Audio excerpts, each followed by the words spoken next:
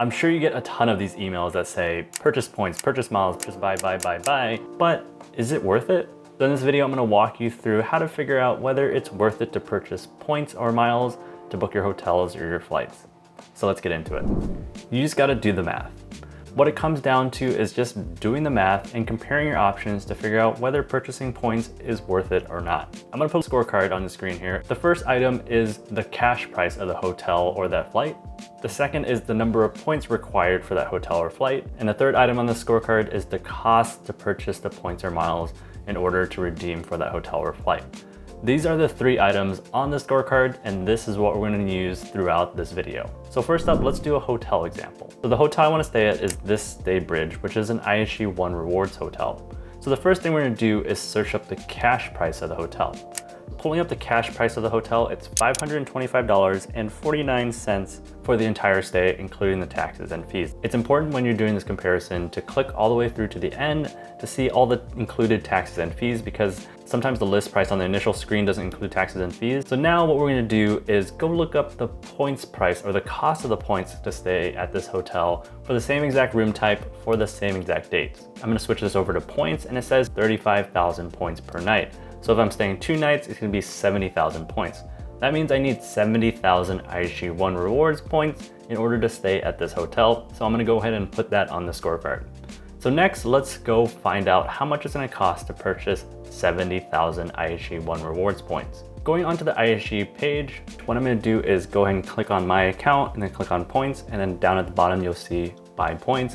I'm gonna go ahead and click on that. So remember, we needed 70,000 IHG One Reward points. So that's what we're gonna do, is check how much it's gonna cost for 70,000 IHG One Reward points. So looking at this page, it looks like they have a bonus right now where you get 100% more points when you purchase points. So that means I really just need to purchase 35,000 points and they'll give me 100% more, and that would give me 70,000 points for the stay. So clicking on this drop down, and let's go ahead and select 35,000 points. Plus 35,000 points. So this will take me to this checkout screen that says my entire order is 35,000 points plus the bonus points of 35,000 points. That will give me 70,000 points that I need to make the booking for the hotel. This is gonna cost me $350. So what we could do is go ahead and put that on the scoreboard, $350.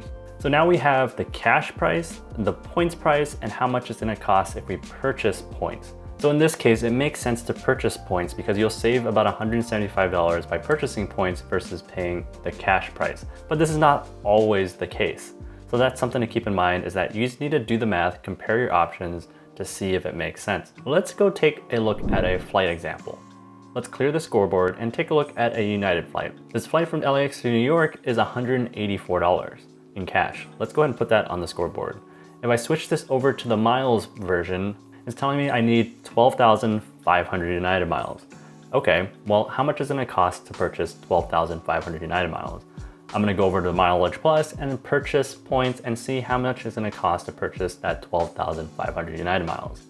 And according to this page, it's gonna cost $489.13 to purchase 12,500 United miles. It's a lot. And so looking at the scoreboard, obviously it makes the most sense to pay the $180 some for the cash fare versus actually buying points for that flight. So that's how you kind of run through the options and compare your options to see if it makes sense to purchase points or miles or not. From these examples, when does it make sense to purchase points? Well, it makes sense to purchase points when the math makes sense. And really, I think just only purchase points if you need points really quickly and you have no other way to earn them. Usually it's not that good of a value to purchase points for hotels or flights, but sometimes it does make sense if you need to top off your account or you need points really quickly and you have no other way to earn them. This brings me to the point where if it does make sense to purchase points, which credit card should you use to purchase your points?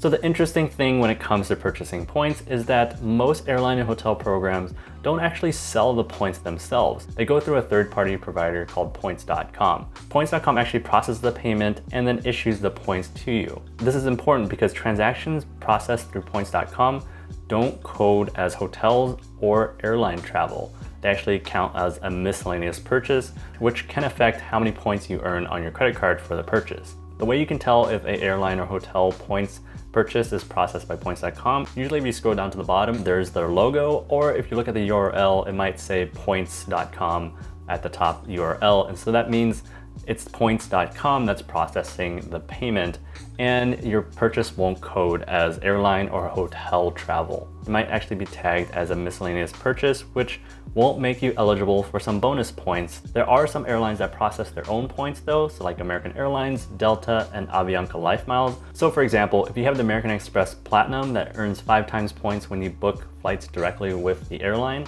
purchasing points through American Airlines will code as air travel and you'll earn 5 times points. Same thing with Delta and Avianca LifeMiles. But if you take the same American Express Platinum and purchase points on Southwest, for example, it won't code as airline travel and you won't earn 5 times points. Instead, you earn 1 times point. What I recommend for hotel or airline miles purchases processed by points.com is that use a card that earns bonus points on miscellaneous spend. For example, the Capital One Venture X earns 2 times points on everything, and so that means if you use the Capital One Venture X for a points.com purchase for a hotel or airline miles, you earn 2 times points. Or you can use a card like the Chase Freedom Unlimited that earns 1.5 times points. So to sum everything up, whether it makes sense to purchase miles and points really depends on your situation and whether the math makes sense. Comment below if you have any questions, and if you like miles and points tips like this, remember to hit the like and subscribe button down below.